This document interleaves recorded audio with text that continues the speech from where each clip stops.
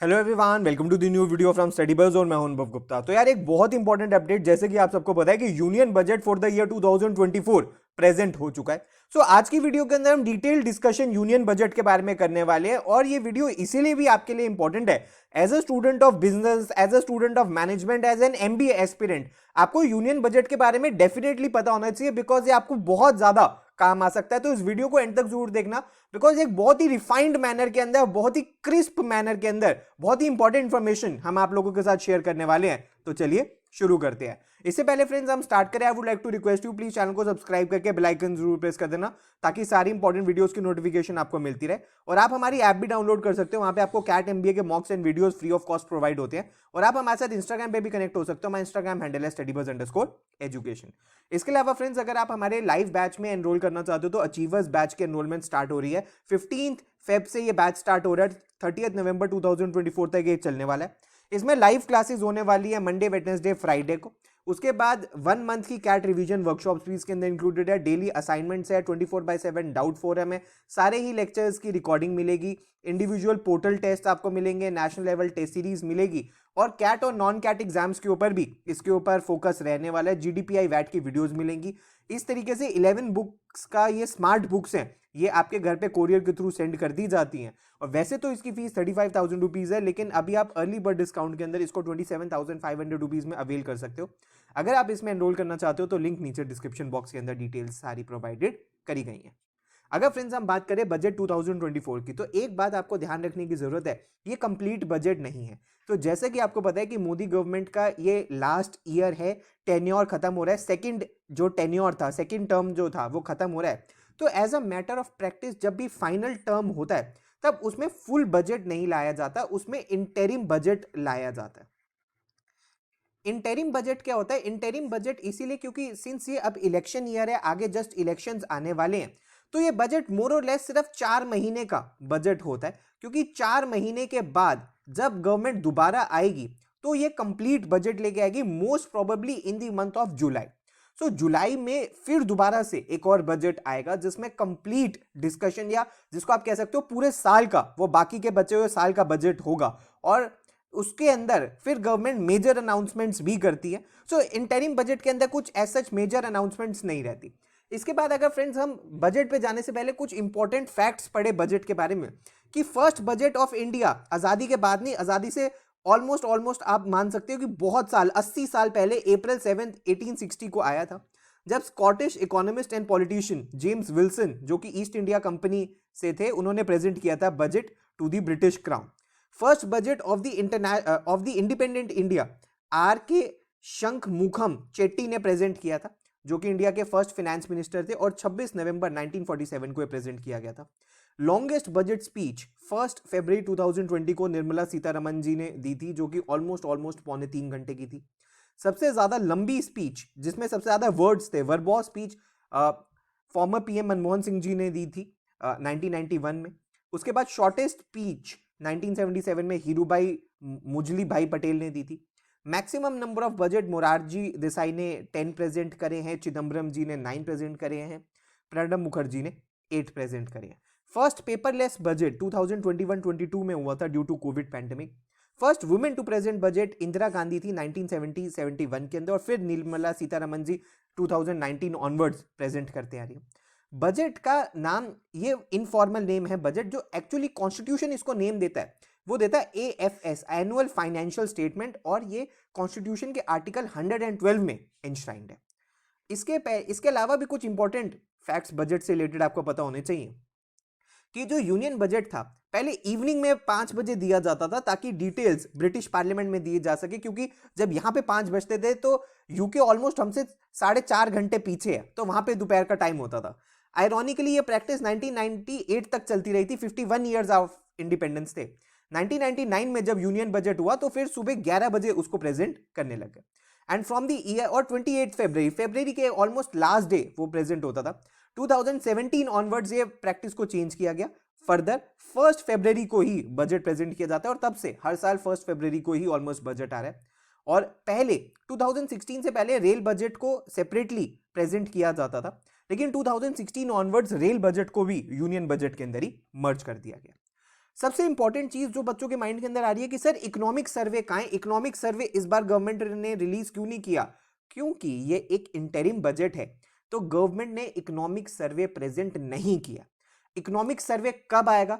जब complete budget in the month of जुलाई आएगा, जून जुलाई, जब भी गवर्नमेंट प्रेजेंट करेगी उसके साथ वो इकोनॉमिक सर्वे प्रेजेंट करेगी। लेकिन अभी ये जो इंटरिम बजट है इसके अंदर इकोनॉमिक सर्वे प्रेजेंट नहीं किया गया।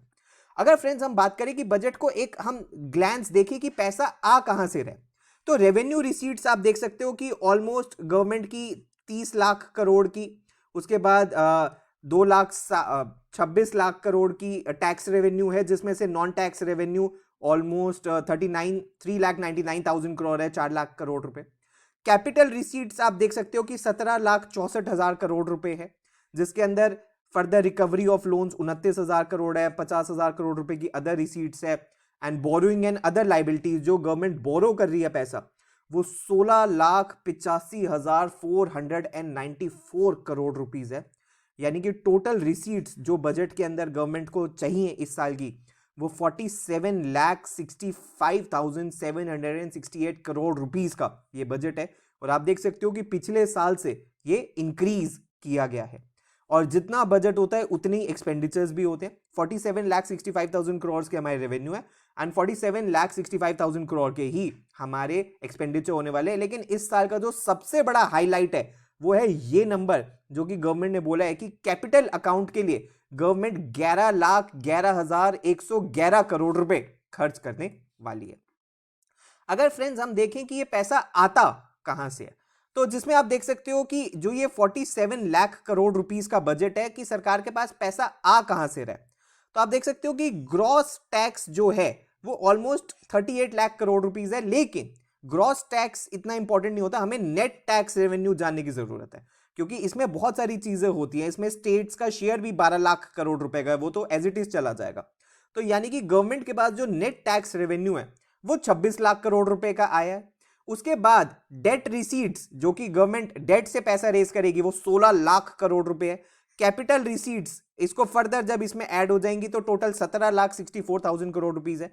जब इन सबको हम मर्ज कर देंगे, जो इंटरेस्ट से पैसा आ रहा है, non tax revenue 4 lakh crore रुपए है, dividend and profit 1.5 lakh crore रुपए है, और जब इन सबको टोटल अगर हम एस्टिमेट करेंगे तो टोटल 47,66,000 करोड़ रुपीस बजट की रिसीट्स होने वाली है।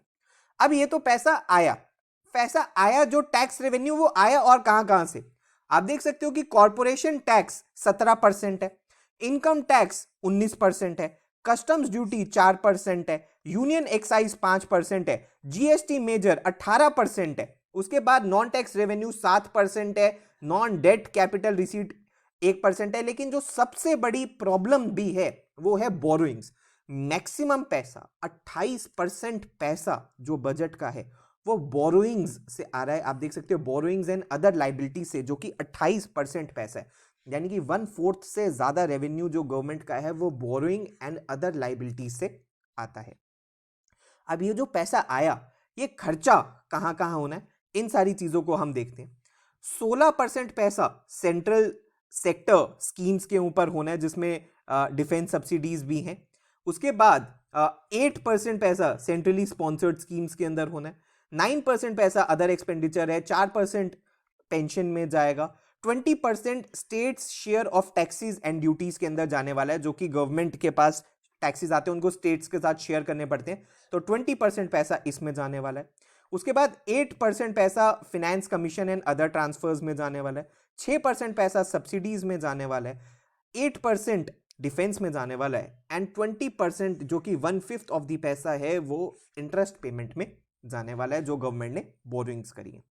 अगर फ्रेंड्स हम बात करें कि फर्दर मेजर एक्सपेंसेस, आप देख सकते हो कि पेंशन में 2,39,000 करोड़ है, डिफेंस में 4,54,000 करोड़ है। सिमिलरली सब्सिडीज का भी डेटा आपकी स्क्रीन के सामने है। उसके बाद एजुकेशन के अंदर जो गवर्नमेंट स्पेंड करने वाली है वो 1,24,000 करोड़ है, एनर्जी के अंदर 76,000 है, एक्सटर्नल अफेयर्स में 22,000 है। लेकिन जो सबसे बड़ा कंपोनेंट ऑलमोस्ट देखने के लिए मिलता है वो है इंटरेस्ट पेमेंट का। इंटरेस्ट पेमेंट के अंदर 11,90,440 करोड़ रुपए का खर्चा सिर्फ इंटरेस्ट पेमेंट के अंदर जाना है। उसके बाद आप देख सकते हैं आईटी एंड टेलीकॉम के अंदर 1,15,000 करोड़, अदर्स के अंदर 1,23,000 करोड़, रूरल डेवलपमेंट के अंदर 2,65,000 करोड़, टैक्स एडमिनिस्ट्रेशन के अंदर 2,03,297 करोड़ ये खर्चा जाना है। ट्रांसफर्स टू स्टेट्स को जो पैसा यूनियन गवर्नमेंट देने वाली है वो भी आप देख सकते हो कि 2,86,787 करोड़ जाना है, और ट्रांसपोर्ट के अंदर 5,54,000 करोड़ का खर्चा होने वाला है। तो टोटल पैसा जो स्टेट्स को जा रहा है आप देख सकते हो ओवरऑल ईयर ऑन ईयर काफी इंक्रीज हुआ है। 2019-20 में जो सेंटर स्टेट्स के साथ रेवेन्यू शेयर करती थी वो 11,45,000 करोड़ था, जो ऑलमोस्ट 4 सालों के अंदर ऑलमोस्ट डबल ही हो गया। 22,75,000 करोड़ रुपए जो है सेंटर वो स्टेट्स एंड यूटीज को देगी, जो कि स्टेट्स का शेयर होता है टैक्सेस का, वो इनके साथ शेयर किया जाएगा। आप देख सकते हो 11 लाख करोड़ से वो अमाउंट बढ़ के 22 लाख करोड़ हो गया है।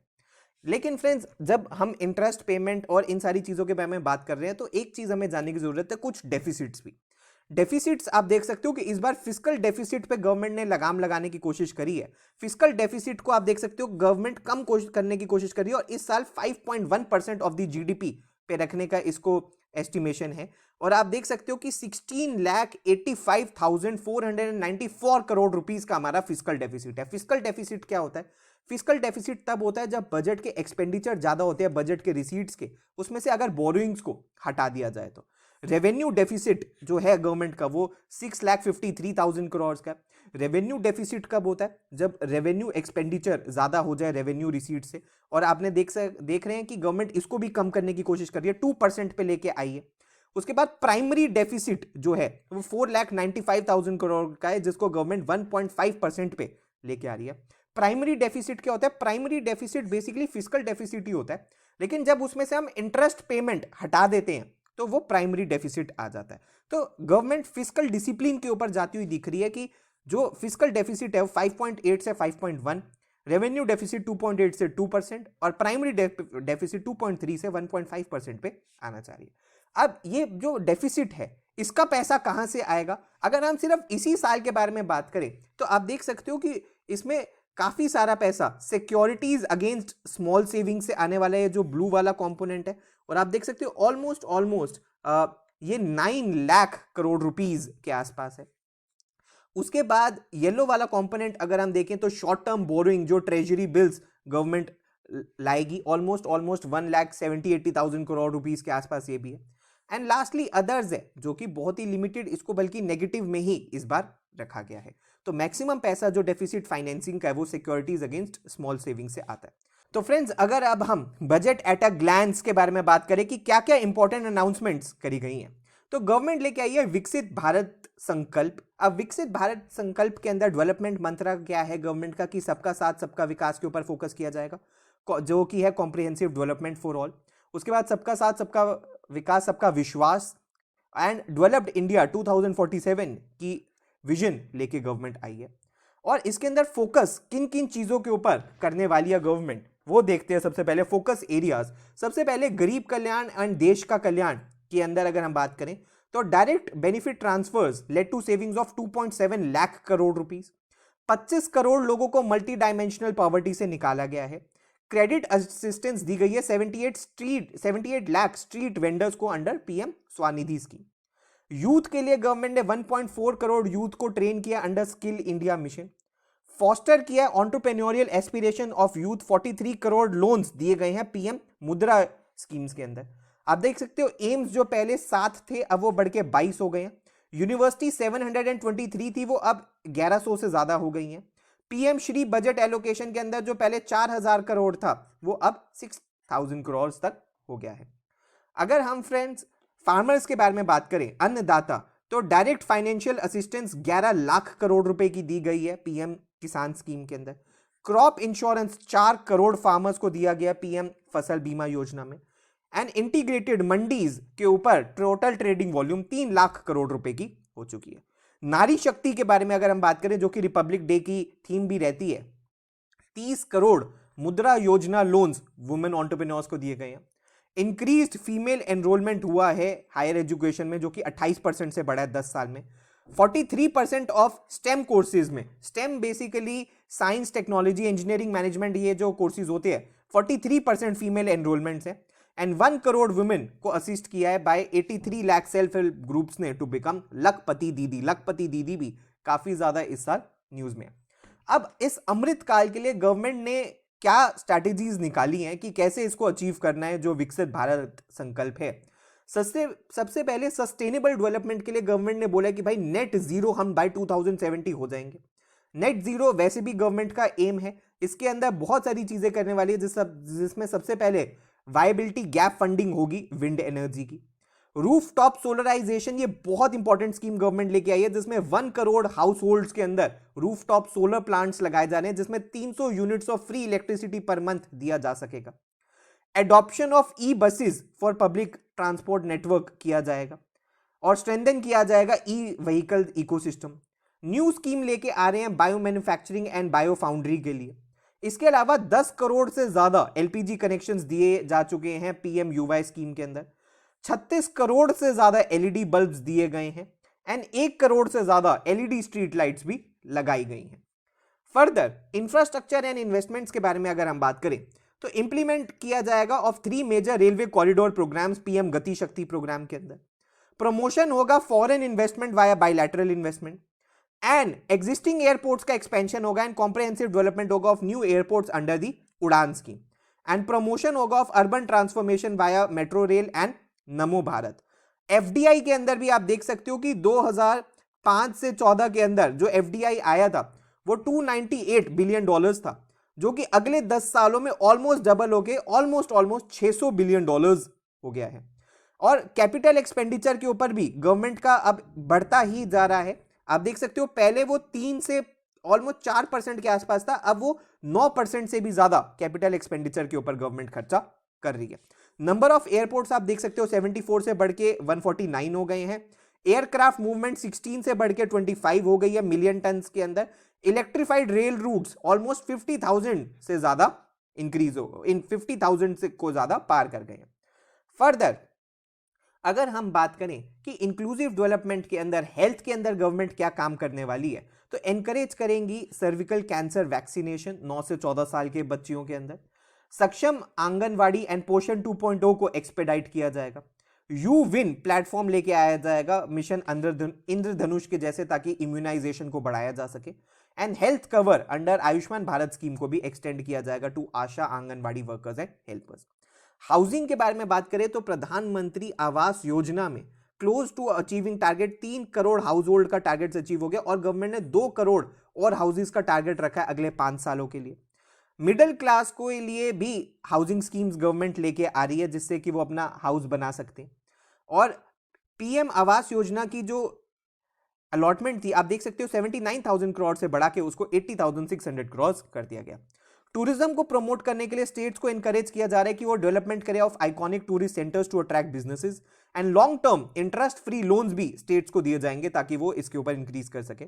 G20 मीटिंग 60 प्लेसेस के अंदर हुई, जिससे कि इंडिया की डाइवर्सिटी ग्लोबल ऑडियंस को देखने के लिए भी मिली है। फर्दर लक्षद्वीप के लिए क्या न्यूज है कि project for port connectivity, tourism infrastructure and amenities बनाए जाएंगे खासकर लक्षद्वीप के अंदर।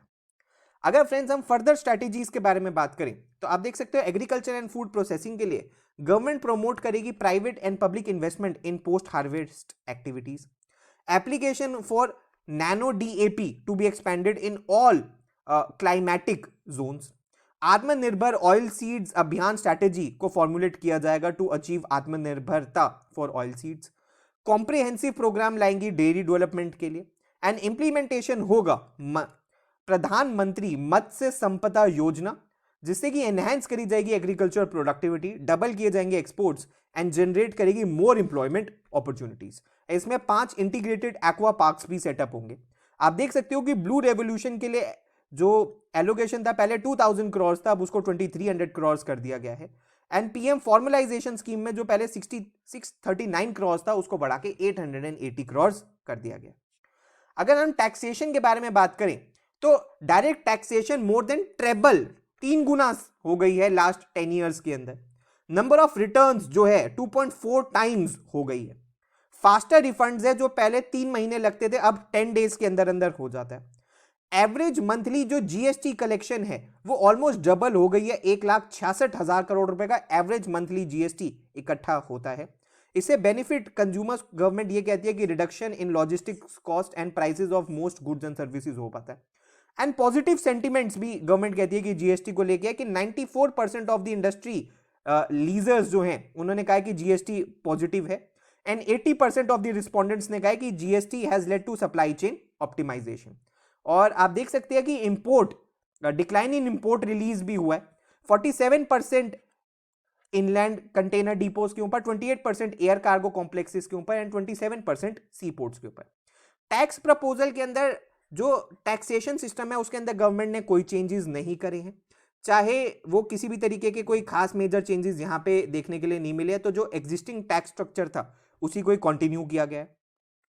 विड्रॉल करेंगे आउटस्टैंडिंग डायरेक्ट टैक्स डिमांड, अगर कोई फिस्कल ईयर 2010 तक की 25,000 रुपए तक की डिमांड थी उसको गवर्नमेंट अब विड्रॉ कर लेगी, एंड 21 फिस्कल ईयर 2011 से 2015 तक अगर कोई 10,000 रुपए तक की डिमांड थी तो गवर्नमेंट उसको भी विड्रॉ कर लेगी, जिससे 1 करोड़ टैक्स पेयर्स का बेनिफिट होने वाला है। And retention of same tax rates, मैंने आपको जैसे कि बताया था कि डायरेक्ट एंड इनडायरेक्ट टैक्सेस बिल्कुल सेम रहेंगी, इंपोर्ट ड्यूटीज भी। कॉर्पोरेट टैक्सेस को 22% किया गया है for existing domestic companies and 15% for certain new manufacturing companies, manufacturing को प्रमोट करने के लिए। And no tax liabilities for customers जो है वो इन जो टैक्स पेयर्स की है वो ऑलमोस्ट 7 लाख रुपए तक हो जाएगी न्यू टैक्स रिजाइम के अंदर। तो अगर कोई न्यू टैक्स रिजीम के अंदर इनकम टैक्स पे करता है तो 7 लाख रुपए तक उसको कोई टैक्स नहीं लगेगा। अगर हम बात करें कि फर्दर कौन कौन सी मिनिस्ट्री को गवर्नमेंट कितना पैसा स्पेंड करने वाली है, तो मिनिस्ट्री ऑफ डिफेंस को 6.2 लाख करोड़ रुपीस दिए जा रहे हैं, रोड ट्रांसपोर्ट एंड हाईवे को 2.78 लाख करोड़ रुपीस दिए जा रहे हैं, रेलवेज को 2.55 लाख करोड़ दिए जा रहे हैं, कंज्यूमर अफेयर्स को 2,13,000 करोड़ दिए जा रहे हैं, होम अफेयर्स को 2 lakh crore rupees, rural development को 1,77,000 करोड़, केमिकल्स एंड फर्टिलाइजर्स को 1,68,000 करोड़, कम्युनिकेशन को 1,37,000 crore and agriculture and farmer welfare को 1,27,000 करोड़ रुपीस दिए जा रहे हैं। फर्दर मेजर स्कीम्स जिसमें गवर्नमेंट पैसा स्पेंड करने वाली है, तो मनरेगा स्कीम में गवर्नमेंट एलोकेशन बढ़ा रही है अपना बजट, 60,000 करोड़ से बढ़ा के 86,000 करोड़ कर रही है। पीएलआई स्कीम जो कि काफी फेमस है गवर्नमेंट की, वो 4600 करोड़ से बढ़ा के 6200 करोड़ कर रही है। सोलर पावर ग्रिड में 5,000 करोड़ से बढ़ा के 8500 करोड़ कर रही है। आयुष्मान भारत पीएम जे स्कीम जो है उसमें 7200 करोड़ को 300 करोड़ से बढ़ा के 7500 करोड़ किया जा रहा है। Modified program for development of semiconductors की प्रोडक्शन के लिए 3,000 करोड़ से ऑलमोस्ट 7,000 करोड़ किया जा रहा है। And national green hydrogen mission को 300 करोड़ से बढ़ा के 600 करोड़ रुपए किया जा रहा है। तो फ्रेंड्स ये सब कुछ थी बजट की हाइलाइट्स। आई होप आपको ये वीडियो पसंद आई हो। जब भी बजट, फाइनल बजट यानी कि जब भी जून जुलाई में पूरा कंप्लीट बजट आएगा उसकी भी हम वीडियो बनाएंगे। तो वीडियो पसंद आई तो लाइक जरूर करना, अपने सारे फ्रेंड्स के साथ जरूर शेयर करना। अगर आपकी कोई भी क्वेरी है तो आप हमें व्हाट्सएप ईमेल कर सकते हो। प्लीज हमारे साथ इंस्टाग्राम पर जरूर कनेक्ट हो जाना। और अगर आपको हमारी लाइव बैच, क्रैश कोर्स या किसी पेनड्राइव कोर्स में एनरोल करना है तो हमारी वेबसाइट है, यहाँ पे आपको कंप्लीट डिटेल्स मिल जाएंगी। So thanks a lot, all the best, God bless you.